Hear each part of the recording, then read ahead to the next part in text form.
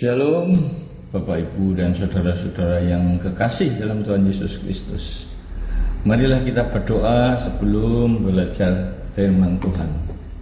Bapa kami yang ada di dalam kerajaan surga yang mulia, terima kasih ya Tuhan untuk kemurahan-Mu, untuk pemeliharaan-Mu, untuk berkat-Mu, untuk kesehatan yang Kau berikan kepada kami, sehingga kami masih boleh mendengarkan firman-Mu Bapa.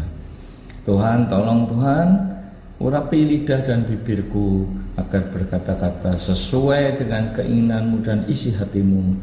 Begitu juga Roh Kudus, urapilah kami semua, terutama anak-anak-Mu yang mendengarkan firman ini, agar Kau berikan hikmat untuk dapat mengerti kebenaran firman ini dan melakukannya dalam kehidupannya sehari-hari.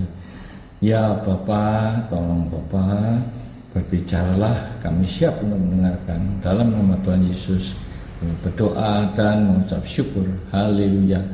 Amin. Saudara-saudara, saya ajak saudara untuk mempelajari firman Tuhan dengan topik indah pada waktunya, yang diambil dari Pengkhotbah 3 ayat 11. Ia membuat segala sesuatu indah pada waktunya, bahkan Ia memberikan kekekalan dalam hati mereka. Tetapi manusia tidak dapat menyelami pekerjaan yang dilakukan Allah dari awal sampai akhir. Segala sesuatu berarti apa saja yang terjadi dalam hidup kita. Masalah apapun itu, sakit, penyakit, kegagalan dan sebagainya, akan dibuat Allah indah pada waktunya.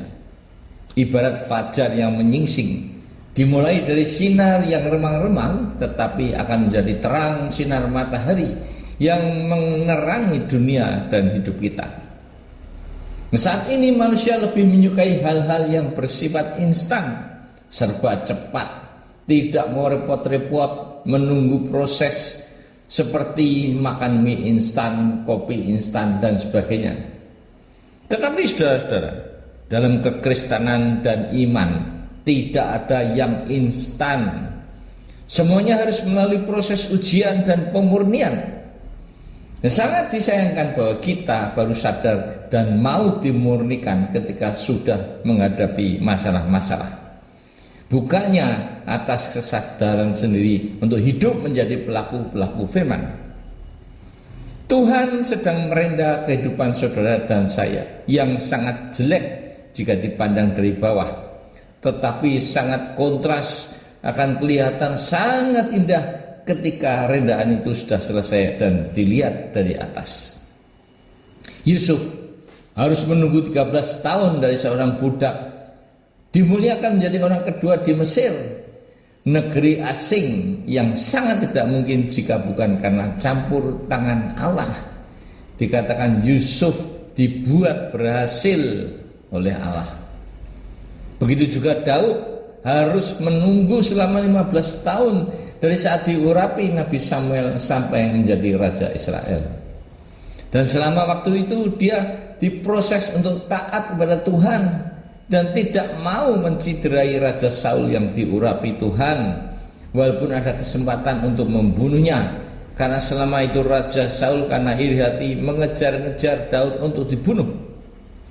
Apalagi Abraham yang harus menunggu 25 tahun untuk penggenapan janji Tuhan, yang akan memberikan keturunan Abraham seperti bintang di langit dan pasir di pantai lewat kelahiran Ishak.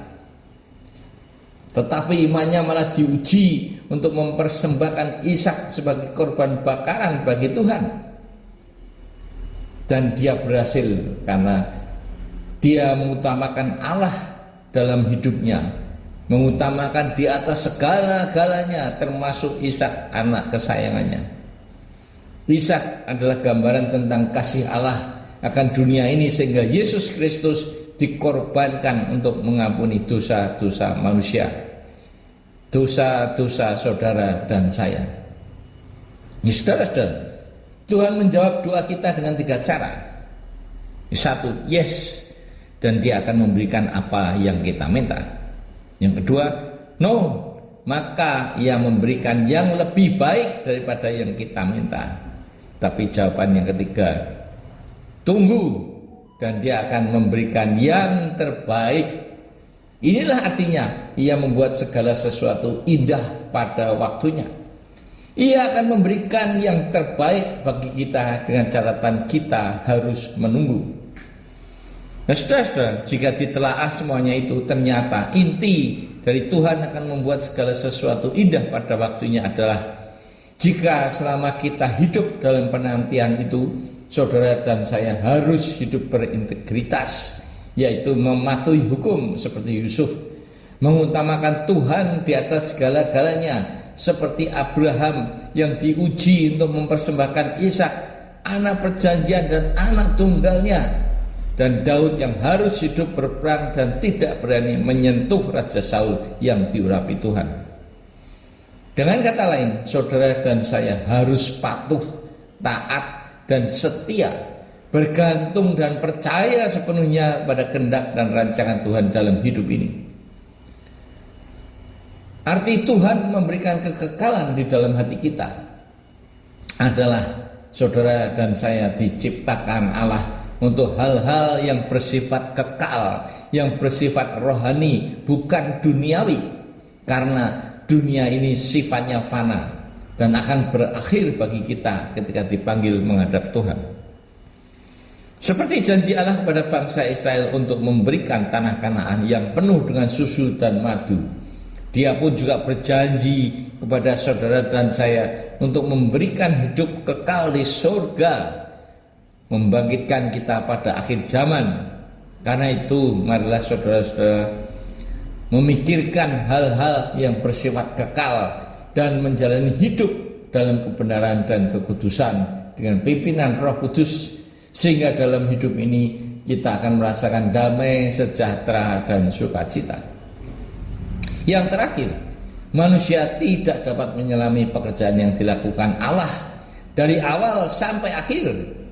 Saudara-saudara, jika manusia dapat mengerti kehendak Allah, berarti manusia itu lebih tinggi tingkatnya daripada Allah, atau minimal sama dengan Allah.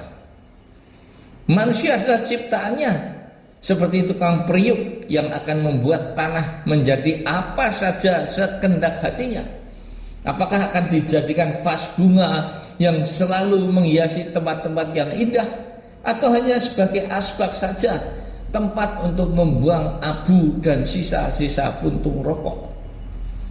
Tanah liat itu tidak mempunyai hak untuk minta dijadikan barang yang berharga.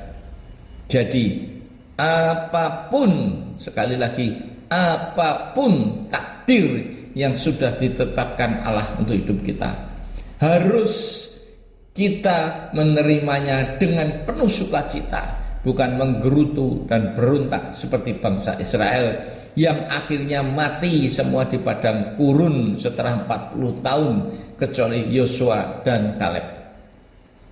Saudara-saudara, bersyukurlah dalam segala hal dan bersukacitalah senantiasa, sebab itulah yang dikehendaki Allah di dalam Yesus Kristus bagi kamu. Dalam 1 Tesalonika 5 ayat 17 dan 18. Itulah arti kedaulatan Allah, seperti doa Yesus di Taman Getsemani. Walaupun Dia tidak ingin untuk minum cawat kesengsaraan dan kematian, tetapi Dia mengaku bahwa bukan karena kehendaknya, melainkan kehendak Bapalah yang terjadi. Nah, saudara-saudara, setelah mendengarkan firman Tuhan ini, apakah saudara masih ragu-ragu?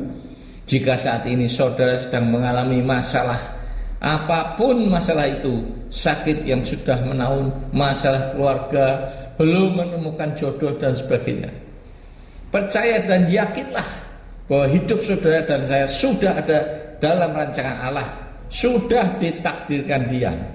Yang perlu saudara dan saya lakukan adalah menantikan janji Allah untuk membuat segala sesuatu dalam hidup saudara indah pada waktunya.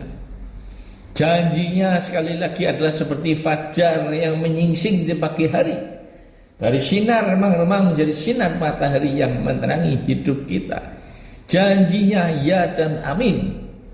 Dengan kata lain, apapun rancangannya pasti terjadi dalam hidup ini. Hanya masalah waktu saja yang membuat kita harus sabar dan bertekun serta berharap kepada Dia dengan hidup yang selalu mengucapkan syukur dan bersuka cita oleh karena Roh Kudus. Saudara-saudara, tahukah saudara bahwa Allah turut bekerja dalam segala sesuatu untuk mendatangkan kebaikan bagi mereka yang mengasihinya, sehingga dengan demikian namanya dipermuliakan. Amin. Marilah kita berdoa. Tuhan, terima kasih atas firman-Mu yang memberi kekuatan dalam hidup kami. Jika sebelumnya kami selalu khawatir dengan masa depan kami, sekarang kami tahu bahwa Engkau membuat segala sesuatu indah pada waktunya.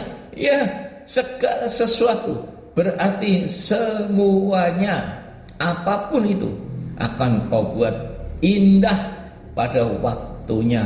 Kami percaya bahwa Engkau menginginkan kami hidup untuk mengakui kedaulatan-Mu secara penuh, karena hanya di tangan-Mu lah takdir manusia telah ditentukan sejak semula.